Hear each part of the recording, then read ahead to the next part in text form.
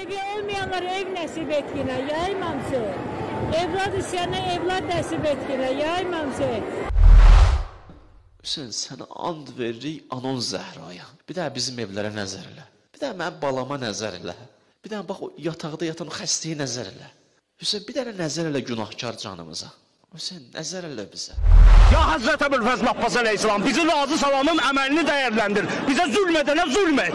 Sənin məhkəməyə şahid edirik. Ya Həzrət Əbülfəzl Abbas əleyhissalam, bu məhzun cavada kömək ol. Hansı dua şirk hesab edilir? Hörmətli izləyici, bugünkü mövzumuz bayaq gördüyünüz kadrlardakı kimi ya Hüseyin, ya Əbəlfəz və s. deyərək Allahdan qeyrilərinə, ancaq Allahın qadir olduğu məsələlərdə dua etməyin, yalvarmağın böyük şirk, Allahın bağışlamadığı, insanı dindən çıxaran ən böyük günah olmasını izah etməkdir. Əvvəla bildirək ki, dua ən əsas ibadətdir. Peyğəmbərimiz, Allahın ona salavatı və salamı olsun, belə söyləmişdi. Dua ibadətin özəyidir. Xahiş, tələb, əmr kimi istəmək formalarından fərqli olaraq, dua zamanı dua edən sanki bir qul kimi, dua edilənin qarşısında zəlil olur. Dua etdiyinin ona kömək edəcəyinə etiqad edir və ona ehtiyacını ödəməsi üçün yalvarır. Qurana görə müşriklərin etdikləri əsas ibadət də məhz dua idi. Allahı qoyub qiyamət gününədək özünə cavab verə bilməyənlərə dua edən kimsədən daha çox azmış kim ola bilər? Halbuki dua etdikləri onların dualarından xəbərsizdilər. İnsanların bir yerə toplanacaqları zaman onlara düşmən kəsiləcək və onların ibadətini inkar edəcəklər. Əhqaf surəsi 5-6 ayə. Baxın, onların dualarını Allah ilə ibadət adlandırdı. Bir çox insan səhv olaraq zənn edir ki, Məkkə müşrikləri ilə bağlı ayələr övliyaları çağırmağa aid deyildi. Onlar iddia edirlər ki, 1. Onlar büt deyillər. 2. Biz dua etdiyimiz övliyaların Allahdan müstəqil qüdrətlərinin olduğuna iman etmirik. 3. Onları sadəcə vasitəçi və şəfaətçi görürük. Güya bu məsələlərdə olan fərqə görə şirk haqqında ayələr bunlara şamil edilmir. Biz hər məsələyə tək-tək Quran ayələri ilə aydınlıq gətirəcəyik. 1.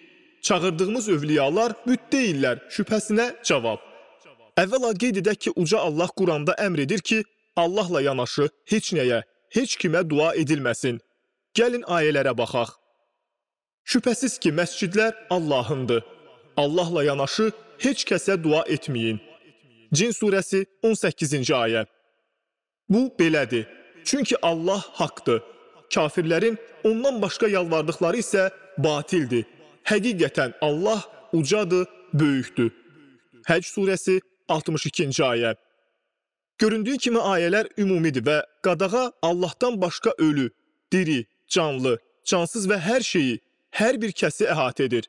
Üstəlik, Uca Allah müşriklərin yalvardıqlarının, dua etdiklərinin təkcə bütü olmadığını, insanlar olduğunu da Quranda bildirmişdi. Yalvardıqlarının dirildiləcək şeylər olduğunu söyləmişdi. Hamımız bilirik ki, bütlər ölmür və dirildirmirlər.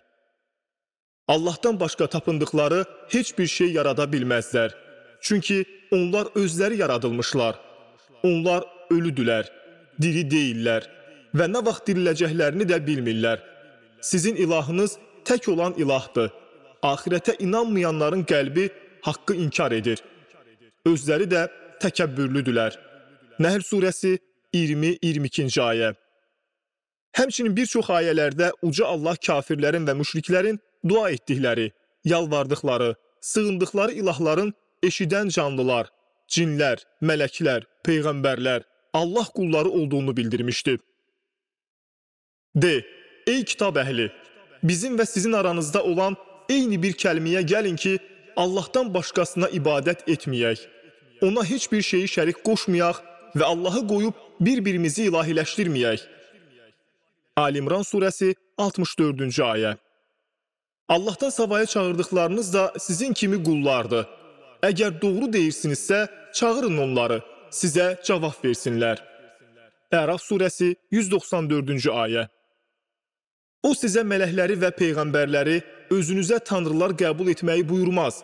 Məgər o sizə, siz müsəlman olduqdan sonra kafir olmağı əmr edərmi? Ali-İmran surəsi 80-ci ayə. Həqiqətən insanlardan bəziləri cinlərin bəzilərinə sığınırdılar. Bu isə onların azğınlığını artırırdı. Cin surəsi 6-cı ayə.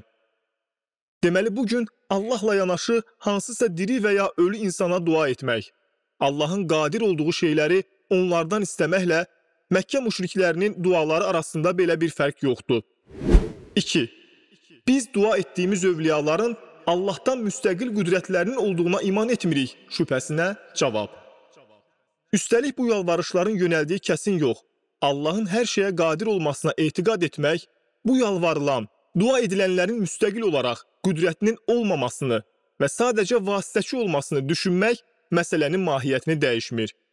Çünki Allahın Quranda vəsf etdiyi Məkkə müşrikləri, kafirləri də ancaq Allahı xaliqlikdə, Rəbbilikdə, ruzi vermək məsələlərində təkləşdirirdilər və ondan başqa heç kimin müstəqil qüdrətinin olduğunu etiqad etmirdilər. D. Sizə göydən və yerdən ruzi verən kimdir? Qulaqlara və gözlərə hakim olan kimdir? Ölüdən diri çıxaran, diridən də ölü çıxaran kimdir? İşləri yoluna qoyan kimdir? Onlar deyəcəklər, Allah. De, bəs belə olduğu halda Allahdan qorxmursunuz? Yunus surəsi 31-ci ayə. Əgər sən onlardan göyləri və yeri yaradan, günəşi və ayı ram edən kimdir deyə soruşsan, onlar mütləq Allahdır deyəcəklər. Onlar necə də haqdan döndərilirlər. Ənkəbut surəsi 61-ci ayə.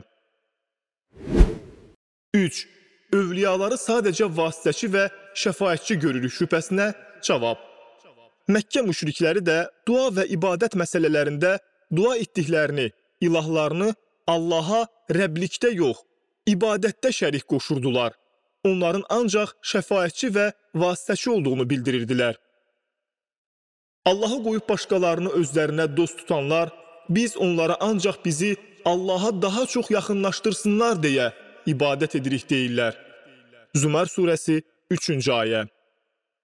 Onlar Allahı qoyub özlərinə nə bir zərər, nə də bir fayda verə bilənlərə ibadət edir və onlar Allahın dərgahında bizim şəfaətçilərimizdir deyirlər.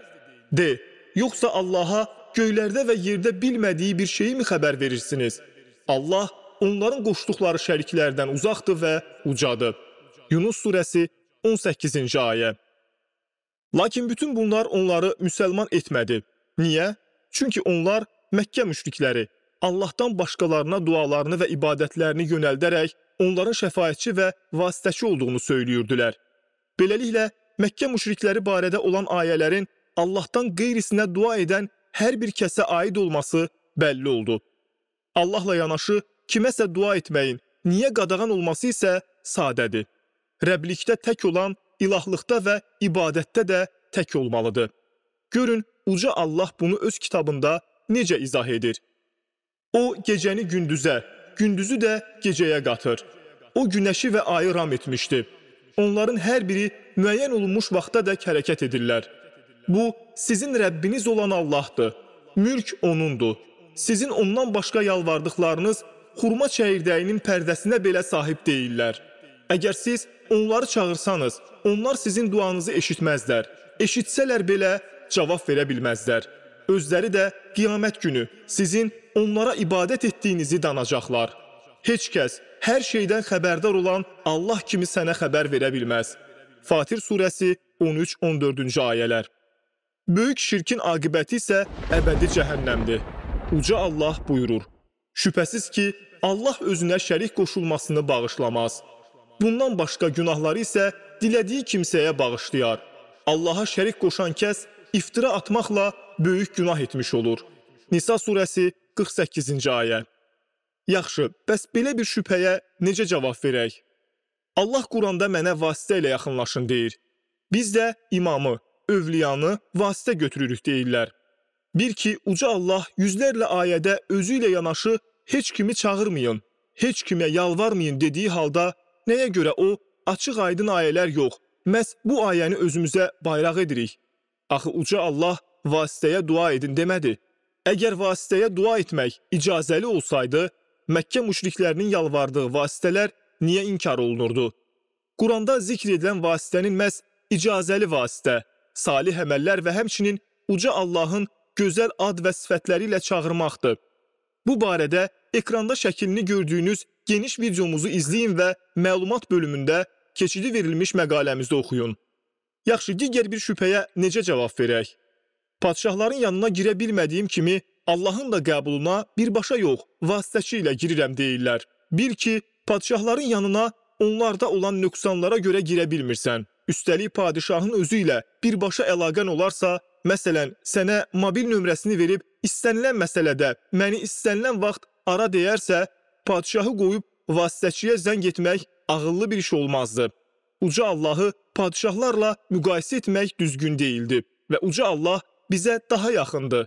Bizdən ancaq onu çağırmağımızı istəmiş, bizə verəcəyini vəd etmiş, elmi ilə, eşitməsi ilə bizə şah damarımızdan yaxın olmasını bildirmişdi.